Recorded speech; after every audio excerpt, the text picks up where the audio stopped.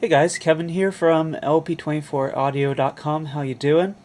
Today I have a video on the foundations of sound design, a topic that I feel is under-discussed and perhaps overlooked in a lot of producers' minds, and that is, what is the role of the sound I am making? And, we often get boxed into thinking about a certain genre, and we say, okay, this genre needs a bass and a lead, and it needs a arpeggio and some drums, etc.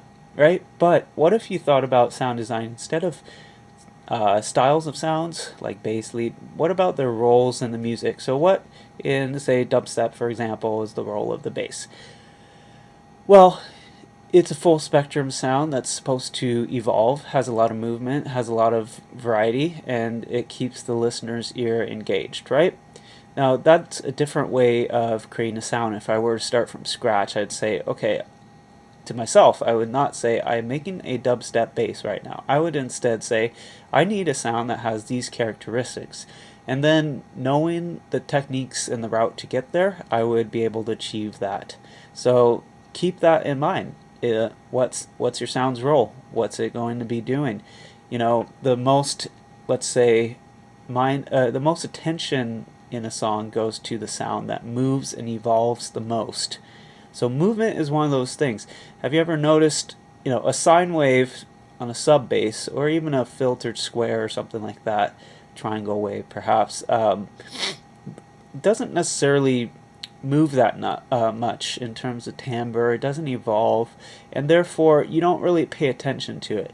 Of course, you miss it when it's gone because we like that bass, we're all about it, but the thing is, its role is defined as, it needs to be a steady player, it needs to provide power, it needs to be, let's say it's essential to a good electronic music mix, and rock and pop and R&B, right? It's very important. But if you have an evolving bass now versus a sine wave or a static waveform, like any of these basic wave shapes, you're going to have an evolving sound, and you're going to have it informing what the listener's attention is devoted to. So when you're writing a song, this is something to consider in every single section, right?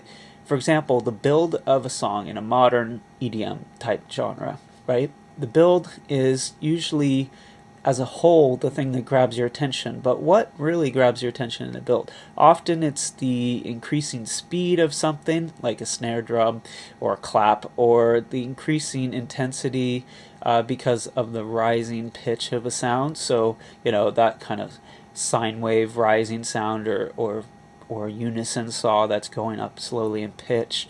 White noise, that's attention grabbing because it's got a lot of randomness to it, and it in terms of frequency, and we usually filter it, right, to get that kind of sweeping momentum.